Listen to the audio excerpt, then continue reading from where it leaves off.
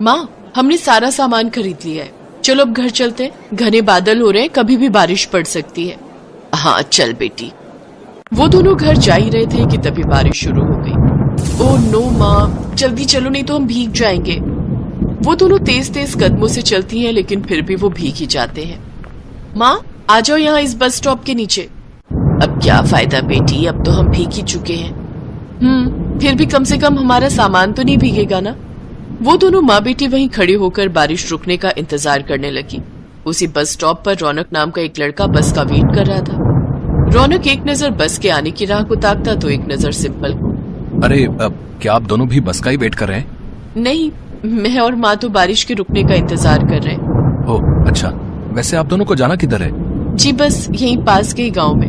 ऐसे ही कुछ दिन बीत गए, लेकिन रौनक सिंपल को अपने मन से नहीं निकाल पा रहा था, इसलिए वो सिंपल को ढूंढते हुए उस गांव आ पहुंचा। लेकिन काफी ढूंढने पर उसे सिंपल कहीं नहीं मिली। वो चलते चलते गांव के मंदिर जा पहुंचा। हे भोलेनाथ, मैं नहीं जानता कि वो लड़की कहाँ है, लेकिन अब उस तक पहुंचने के लिए तुम ही मेरे लिए कोई रास्ता निकालो। रौनक ने पलट कर देखा तो सामने सिंपल खड़ी थी। सिंपल भगवान शिव की बहुत बड़ी भक्त थी।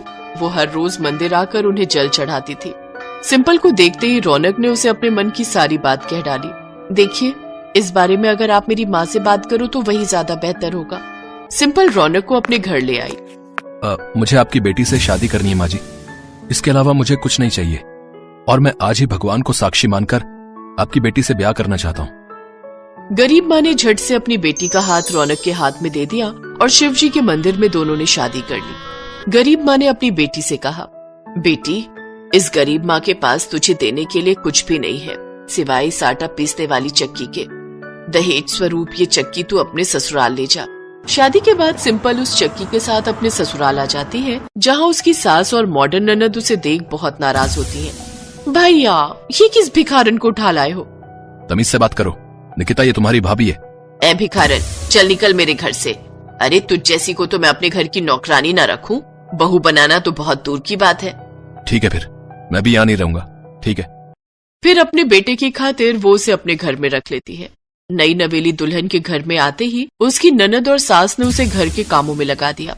ये ले, ये राशन के गेहूं हैं, इन्हें पहले चक्की पर पीस, उसके बाद ही तुझे खाने को मिलेगा। इस घर में रहने की जगह तो हम तुझे दे चुके हैं, लेकिन अपना गुजारा तुझे खुद ही करना पड़ेगा। बड़ी अकड़ के साथ निकिता ये बात बोलकर चली गई। फिर सिंपल ने चक्की पर गेहूं पीस कर अपने लिए रोटियां बनाई। दोनों माँ बेटी उस पर सितम करने लगी। उसे खाने को ठीक से नहीं देती, उसको जमीन पर सुलाती और सारा दिन घर का काम करवाती। एक रोज निकिता अपनी माँ से, माँ, बहुत दिनों से हम कहीं घूमने नहीं गए, चलो न शिमला घूम कर आते, लेकिन सिर्फ हम दोनों, और कोई नहीं। उन दोनों की बात सुनकर बेचारी सिंपल उदास हो जाती है। फिर अगली सुबह निकिता और उसकी माँ विमला शिमला के लिए निकल जाती है। सिंपल जब अपने लिए नाश्ता बनाने लगी तो उसने सोचा, आज तबीयत कुछ ठीक नहीं लग रही। माँ जी और ननद जी घर पर नहीं है तो क्यों ना मैं डब्बे में रखे आटे की रोटी बना लूं। नहीं, ये धोखा होगा, मैं गेहूं पीस कर ही अपने लिए रोटी बना लूंगी। भोलेनाथ उसकी ये ईमानदारी देख रहे थे। फिर जैसे ही सिंपल चक्की लेकर गेहूं पीसने बैठती है, तभी वो सब गेहूं सोने में बदल जाते हैं। अरे ये गेहूं, ये तो सोना, लेकिन ये हुआ कैसे? तभी भगवान शिव उसके सामने प्रकट होते हैं। सिंपल उनके सामने हाथ जोड़कर खड़ी हो गई। सिंपल, मुझे तुम्हारी ईमानदारी बहुत पसंद आई, इसीलिए मैंने तुम्हें इस छोटे से उपहार से नवाजा है। तभी शिव जी अंतर्ध्यान हो गए। फिर शाम को रौनक घर आया तो सिंपल ने उसे सारी बात बताई। फिर सिंपल ने उन गेहूं को बेचकर अपने लिए नया घर ले लिया। उधर उसकी ननद और सास को वापस आकर ये बात पता चली। ये भिखारन तो बड़ी किस्मत वाली निकली, जो रातों रात फर्श से अर्श पर आ गई। अब रौनक ने अपना अलग काम शुरू कर लिया और अपने भाई का बिजनेस पर से साथ छूट जाने की वजह से निकिता को बिजनेस में काफी नुकसान हुआ और उसका सब कुछ बिक गया। उधर रौनक का कारोबार दिन पर दिन बढ़ने लगा और उसके पास खूब पैसा आ गया। फिर जब सिंपल को ये बात पता चली तो वो उन दोनों को अपने साथ अपने नए घर में ले आई। हमने तो तुम्हारे साथ कितना बुरा किया भाभी, लेकिन फिर भी तुम, मुसीबत के वक्त तो परिवार ही काम आता है ना दीदी। और फिर माँ और बहन कितना भी कुछ कह ले, लेकिन उनसे नाराज नहीं रहा जाता, और आप दोनों तो मेरे लिए माँ और बहन समान हो। सिंपल की बात सुनकर निकिता और उसकी माँ को अपने किए का एहसास होता है और वो दोनों सिंपल से माफी मांगती हैं। सिंपल उन दोनों को माफ कर देती है। फिर वो सब खुशी खुशी एक साथ रहते हैं।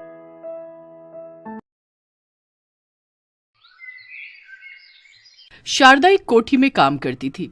कोठी की मालकिन नंदिनी बहुत ही अकड़ू थी। उसे अपने पैसे पर बहुत घमंड था। नंदिनी अपने घर के किसी भी नौकर से कभी भी ढंग से बात नहीं करती थी। नंदिनी की बेटी स्वाति 5th क्लास में थी। उधर शारदा की बेटी शालू भी 5th क्लास में थी। कभी कभी शालू के स्कूल की छुट्टी होती थी तो वो शारदा के साथ काम पर आ जाती थी। शालू, तू यहाँ बैठकर पढ़ाई कर, तब तक मैं मालकिन के घर के सारे काम निपटा लेती हूँ। ठीक है मम्मी। क्या हुआ शारदा, आज तू फिर शालू को अपने साथ ले आई? वो भाभी जी, इसके पापा गांव गए हुए हैं, घर पर बिल्कुल अकेली किसके पास छोड़ती, इसलिए साथ ले आई। ये तंग नहीं करेगी, वैसे भी इसकी परीक्षाएं शुरू हो गई हैं तो पढ़ाई कर रही है। पढ़ लिख कर कौन सा इसने कलेक्टर बनना है? तुम्हारे में तो वैसे भी 5वीं 6ठी पढ़कर शादी कर देते हैं।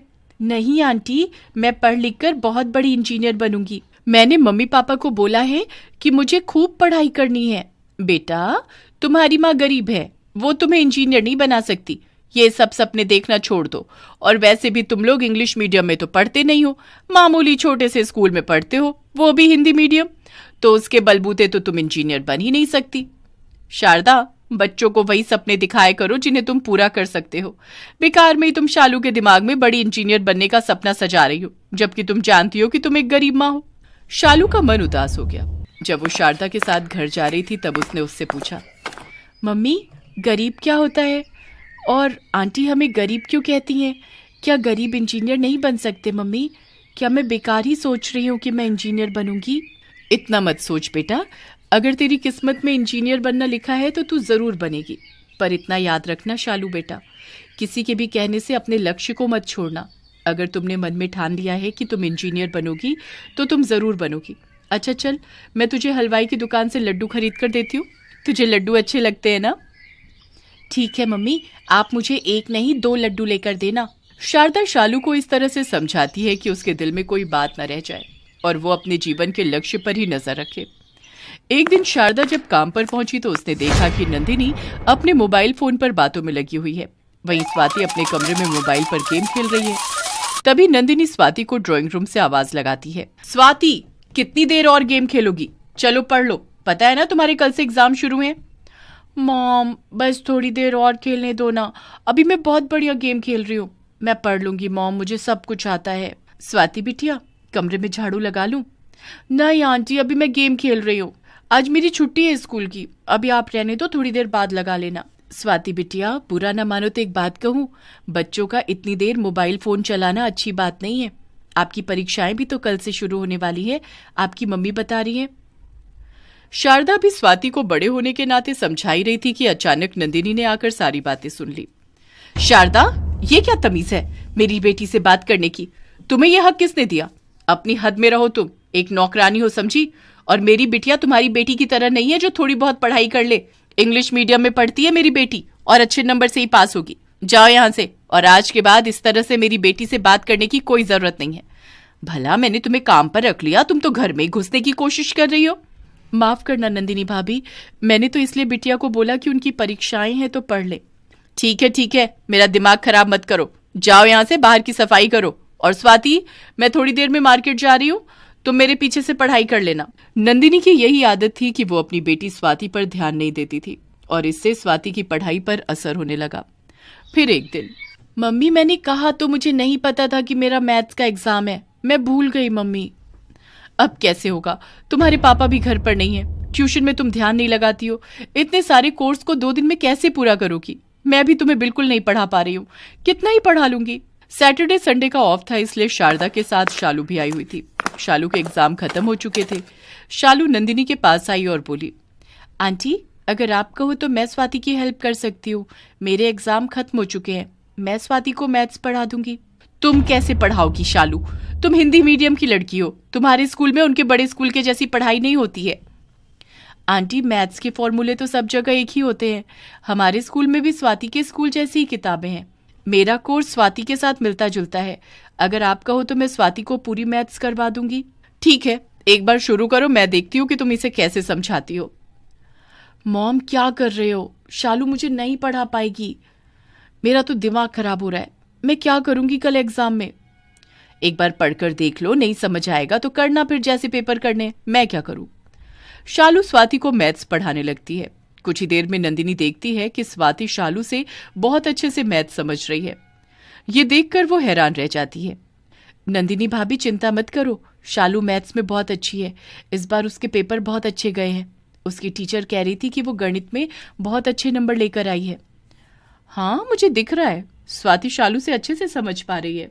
शालू के पास 2 दिन का टाइम था। वो शनिवार और इतवार दोनों दिन स्वाति को खूब मेहनत करवाती है। शालू का दिमाग पढ़ाई में बहुत अच्छा था। उसके बताए गए तरीके से स्वाति मैथ्स को करती है। अगले दिन सोमवार को जब स्वाति पेपर देकर आती है तो वो बहुत खुश थी। मम्मी, मेरा मैथ्स का पेपर बहुत अच्छा गया है। आपको पता है, शालू ने मुझे एक एक चीज समझाई थी। मेरी ही सोच गलत थी। मैंने हमेशा शारदा को गरीब कहकर उसका कितना अपमान किया, पर आज देखो उसकी बेटी कितनी समझदारी से स्वाति को पढ़ा रही थी। मुझे शारदा से माफी मांगनी होगी। कुछ समय बाद स्वाति का रिजल्ट आ जाता है। स्वाति के मैथ्स में बहुत अच्छे नंबर आए थे। नंदिनी जानती थी कि स्वाति के अच्छे मार्क्स लाने में सबसे बड़ा हाथ शालू का है। शालू बेटा, ये मेरी तरफ से तुम्हारे लिए उपहार है। तुमने स्वाति की बहुत मदद की। ये लो तुम्हारे लिए लैपटॉप, तुम्हें इसकी बहुत जरूरत होती है ना, और तुम्हें इंजीनियर भी बनना है, ये तुम्हारे बहुत काम आएगा। Thank you aunty, thank you so much. Shalu के चेहरे पर जो मुस्कान थी उसका कोई मोल नहीं था। नंदिनी जानती थी कि शालू ने जो स्वाति के लिए किया वो भी काबिले तारीफ था। नंदिनी पैसे वाली थी। वो एक गरीब माँ की बच्ची का भविष्य बनाने में मदद कर सकती थी। एक गरीब की बच्ची का सपना पूरा होने में थोड़ी सहायता कर सकती थी। उसकी इसी सोच ने उस दिन से उसके व्यवहार को बदल दिया। अब कभी भी स्वाति को पढ़ाई में कोई परेशानी होती तो नंदिनी शालू को बुला लेती। नंदिनी ने देखा कि व्यक्ति अमीर या गरीब कुछ नहीं होता, व्यक्ति का चरित्र मायने रखता है।